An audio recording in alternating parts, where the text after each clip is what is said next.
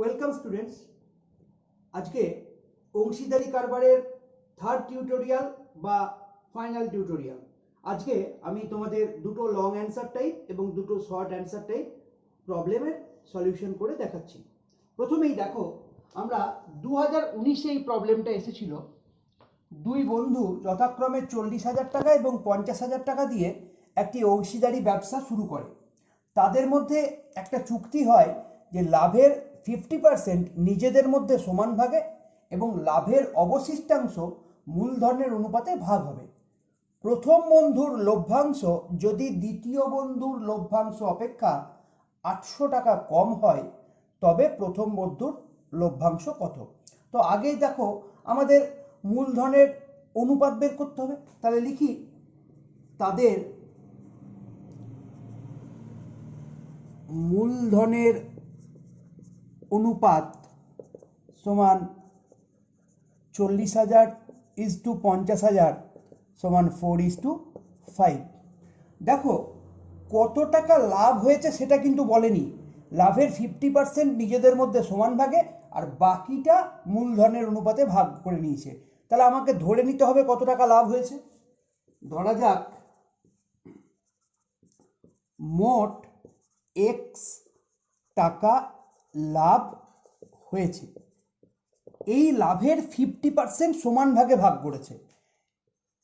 এই লাভের 50% মানে x ইন্টু 50/100, তার মানে হচ্ছে x/2 টাকা তারা সমান ভাগে ভাগ করে নেয়।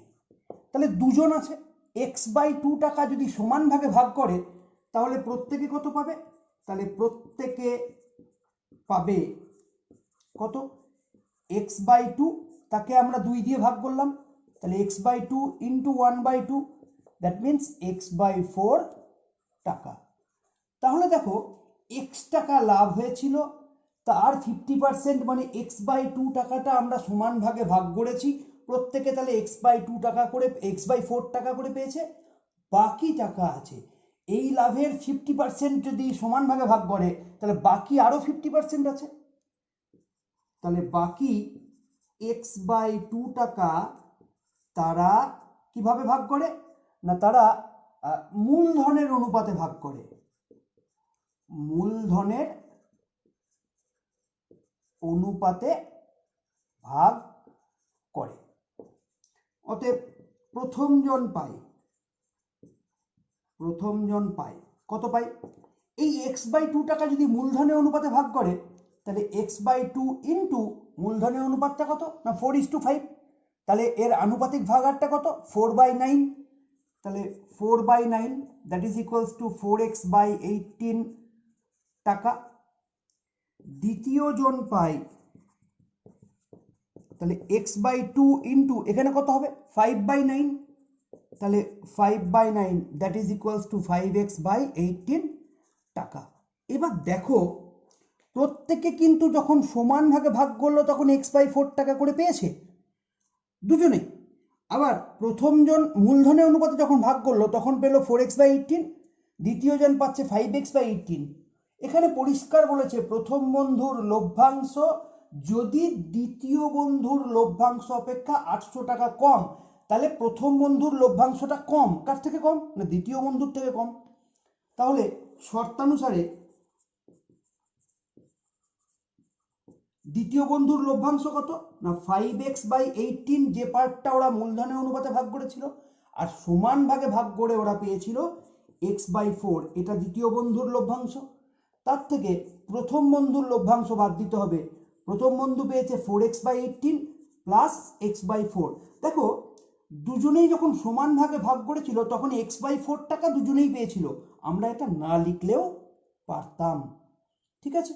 তাহলে এই যে ওদের লভ্যাংশ, তাদের ডিফারেন্সটা হচ্ছে 800 টাকা। বা আমরা মনে মনে এটা ক্যান্সেল করলাম, x/4 প্লাস এখানে মাইনাস x/4, তাহলে 5x/18 minus 4x/18 that is equal to 800, বা 18 LCM 5x minus 4x that is equals to 18 আমরা এখানে করি, বা x by 18 equals to 800 বা x equal to 800 into 18, এটা হচ্ছে 14,400, এটা হচ্ছে x এর মান। তার মানে মোট এত টাকা লাভ হয়েছে, কিন্তু চেয়েছে প্রথম বন্ধুর লভ্যাংশ। তাহলে অতএব প্রথম বন্ধুর লভ্যাংশ, প্রথম বন্ধু কত পাই না, প্রথম বন্ধু দেখো এখানে পেয়েছে 4x by 18, এখানে পেয়েছে x by 4, তাহলে 4x by 18 plus x by 4 টাকা আমরা লসাগু করি, তাহলে হচ্ছে 8x plus 9x that is 17x by 36 টাকা। এবার x এর ভ্যালু বসাই, x এর ভ্যালু কত, 14,400 by 36 টাকা, এটা ক্যান্সেল করলাম, এটা হচ্ছে 40, তাহলে 6800 টাকা। তাহলে এই অঙ্কটার ক্ষেত্রে কি ছিল না, কত টাকা লাভ হয়েছিল সেটা বলেনি, আমরা ধরে নিয়েছিলাম x টাকা লাভ, তার 50% সমান ভাগে ভাগ করেছে, তাহলে প্রত্যেকে x by 4 করে, বাকি যে 50% দ্যাট ইজ x by 2 সেটা ওরা মূলধনের অনুপাতে ভাগ করেছে। তাহলে যখন এই দুটোকে জড়ো করব, প্রথম জন পাচ্ছে 4x by 18 plus x by 4, দ্বিতীয় জন পাচ্ছে 5x by 18 plus x by 4, তাদের ডিফারেন্সটাই হচ্ছে 800, এটাই শর্ত। সেখান থেকে x এর মান বার করলাম, প্রথম বন্ধুর লভ্যাংশ বার করলাম। এরপর আমরা আরো একটা লং অ্যান্সার টাইপ প্রবলেম করাচ্ছি। এবার আসি সেকেন্ড প্রবলেম। তিনজন শিল্পী 1 লক্ষ টাকা ধার করে একটা কারখানা স্থাপন করে, প্রতি বছর 28,100 টাকা ব্যাংকের কিস্তি দেওয়ার পর বাকি লাভের অর্ধেক কাজের দিনের অনুপাতে আর বাকি অর্ধেক সমান ভাগে ভাগ করে। গত বছর তারা যথাক্রমে 300, 275 এবং 350 দিন কাজ করে। বছরের শেষে 1,39,100 টাকা লাভ হয়, কে কত টাকা পেয়েছে? তো বলি, দেখো প্রথমে 1 লাখ টাকা ধার করেছে, এটা ফ্যাক্টর নয়, ফ্যাক্টর হচ্ছে আমার কত টাকা লাভ হয়েছে। সেখান থেকে ব্যাংকের কিস্তি দেবো 28,100 টাকা, যে টাকাটা বাকি পড়ে থাকবে সেই টাকাটা আমরা দুটো ভাগে ভাগ করব, একটা ভাগ সমান ভাগে ভাগ হয়ে যাবে, আর একটা পার্ট যেটা পড়ে থাকবে সমান ভাগটা সেটা কাজের দিনের অনুপাতে ভাগ হবে। ঠিক আছে, তো লিখি, ব্যাংকের কিস্তি দেবার পর বাকি টাকা সেটা কত, 1,39,100 মাইনাস 28,100 টাকা সমান হচ্ছে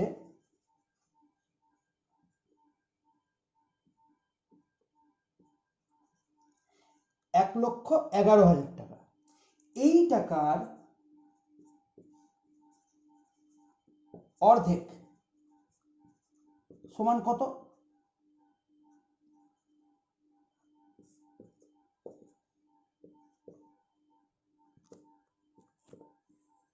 55,500 টাকা তারা সমান ভাগে ভাগ করে নিলে প্রত্যেকে পাবে, কত করে পাবে না, 55,500 টাকা যদি 3 ভাগে ভাগ করে, 3 জন আছে 3 দিয়ে যদি ভাগ করে তাহলে ওটা কত পাবে না 18,500 টাকা করে।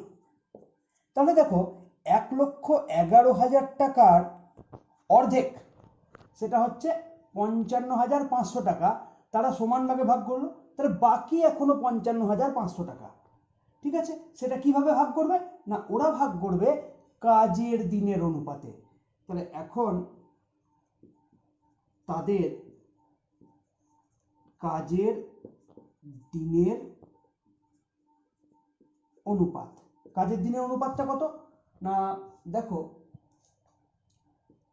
300:275:350, 5 দিয়ে যদি আমরা কাটি তাহলে 60, 5 দিয়ে যদি কাটি তাহলে 5 5 25, 55, আর এটা হচ্ছে 70, 5 দিয়ে কাটলে 12, 11, 14।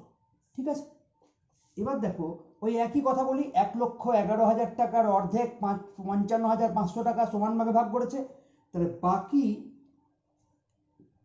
55,500 টাকা কাজের দিনের অনুপাতে ভাগ করলে প্রথমজন পাবে কত পাবে না 55500 ইন্টু 12/37 এত টাকা সমান দ্বিতীয় জন পাবে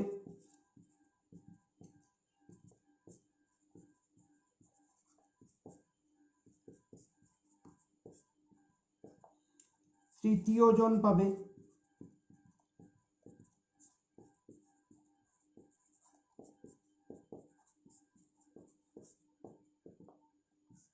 এটা হবে 1500।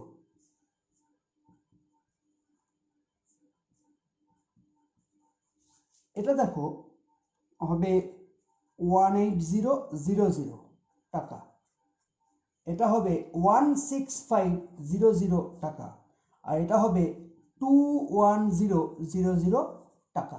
ঠিক আছে, তাহলে দেখো প্রত্যেকে 18,500 করে পেয়েছি।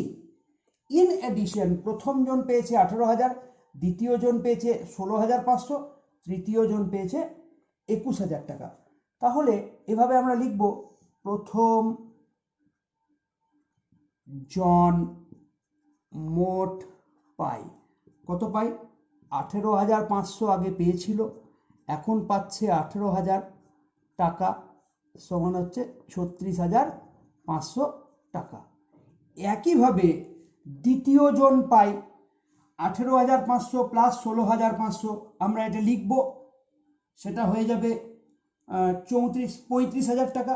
আর তৃতীয় জন পাই 18,500 প্লাস 21,000 টাকা, তার মানে হয়ে গেল 39,500 টাকা। তাহলে আমরা দ্বিতীয় জন আর তৃতীয় জন এই ক্যালকুলেশনটা আমরা এখানে করে দিচ্ছি, আমি আর পুরোটা লিখছি না।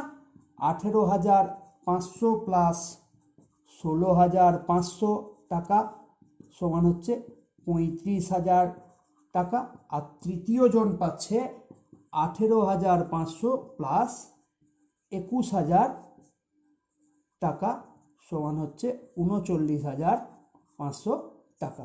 ঠিক আছে, তাহলে এটাও একটা নতুন ধরনের অঙ্ক আমরা করলাম। এরপর দুটো শর্ট অ্যান্সার টাইপ কোশ্চেন করাচ্ছি। আচ্ছা, এবার আসি দুটো শর্ট অ্যান্সার টাইপ কোশ্চেন, এগুলো এমসিকিউ ফরম্যাটেও আসে। দেখো প্রথমটা, অমল 500 টাকা 9 মাসের জন্য এবং বিমল কিছু টাকা 6 মাসের জন্য ব্যবসায় নিয়োজিত করে। ব্যবসায় মোট লাভ হয় 69 টাকা, তার মধ্যে বিমলের লাভ হচ্ছে 46 টাকা। ব্যবসায় বিমলের মূলধনটা কত? তো আমি বলি 69 টাকা লাভ হয়েছে মোট, তার মধ্যে বিমল পাচ্ছে কত টাকা? 46 টাকা। তাহলে অমল কত পাচ্ছে না 69 মাইনাস 46, দ্যাট ইজ 23, এত টাকা। ঠিক আছে, তাহলে দেখা গেল যে বিমল আর অমল যথাক্রমে 46 টাকা এবং 23 টাকা লাভ করেছে। তো আমরা লাভ কি করে পাই? লাভটা যেটা পাই সেটা আমার যেমন মূলধন সেই রকম অনুযায়ী লাভ পাই। তাহলে লাভের যেটা অনুপাত সেটা হচ্ছে মূলধনের অনুপাতের সঙ্গে সমান, তাই তো? তাহলে দেখো অমলের 500 টাকা খেটেছে কমাস 9 মাস, তাহলে ওর 1 মাস হিসাবে মূলধন কত? 500 × 9। আর বিমলের কিছু টাকা খেটেছে, সেই কিছু টাকাকে আমি কত ধরলাম? এক্স। ক মাসের জন্য খেটেছে? 6 মাসের জন্য খেটেছে। এটা তাহলে হয়ে গেল অমলের মূলধন, এটা হয়ে গেল কার মূলধন? বিমলের মূলধন। তাহলে অমলের মূলধন বাই বিমলের মূলধন, তার মানে তাদের মূলধনের অনুপাত। এই মূলধনের অনুপাতেই তারা লাভটা পাচ্ছে। তাহলে মূলধনের অনুপাত লাভের অনুপাতের সঙ্গে সমান। এক্ষেত্রে অমলের লাভ কত? 23, বিমলের লাভ কত? 46, এইটা সমান। আমরা তাহলে এক্সটা কি ধরলাম? তাহলে আমাকে এখানে লিখে দিতে হবে যে ধরা যাক ব্যবসায়ী বিমলের মূলধন x টাকা বা বিমলের x টাকা 6 মাসের জন্য ব্যবসায়ী নিয়োজিত করেছিল। এবার আমরা দেখো এটাকে ক্যান্সেল করি, 1/2 হবে। তাহলে কি হলো দেখো, x into 6 into 1 that is 6x equals to 500 into 9 into 2, 500 into 9 into 2, that is x equal to 500 into 9 into 2 by 6। ঠিক আছে, 3 দিয়ে আমরা ক্যান্সেল করছি, তাহলে হয়ে গেল 1500। তাহলে দেখো বিমলের 1500 টাকা 6 মাসের জন্য কেটেছিল। তো আমরা একটু ভেরিফাই করে নিতে পারি, দেখো 1500 টাকা যদি 6 মাসের জন্য খাটে তাহলে ওর মূলধনটা কত ছিল, 6 ইন্টু 1500, তার মানে হচ্ছে 9000 বিমলের। আর অমলের ছিল দেখো 500 টাকা 9 মাসের জন্য, তাহলে 500 ইন্টু 9 তাহলে হচ্ছে 4500 টাকা। এটার যা অনুপাত সেটা দেখো 1:2। আবার দেখো অমল পেয়েছিল 23 টাকা লাভ হিসাবে, বিমল পেয়েছে 46 টাকা, তাহলে 23/46 that is also equals to 1/2। তাহলে দেখো আমার মূলধনের অনুপাত আর লাভের অনুপাতটা সমান। এই প্রপার্টি কাজে লাগিয়ে আমি এই প্রবলেমটা সলভ করলাম। এবার আসি পরের প্রবলেম। তিনজনের মূলধনের অনুপাত 3:5:8। প্রথম জনের লাভ তৃতীয় জনের লাভের থেকে 60 টাকা কম। একই ভাবনা, দেখো আমরা লাভটা কি করে পাই না মূলধনের অনুপাতে পাই। তো প্রথম জনের মূলধন আমরা কত 3x ধরতে পারি, দ্বিতীয় জনের কত 5x, তৃতীয় জনের কত 8x।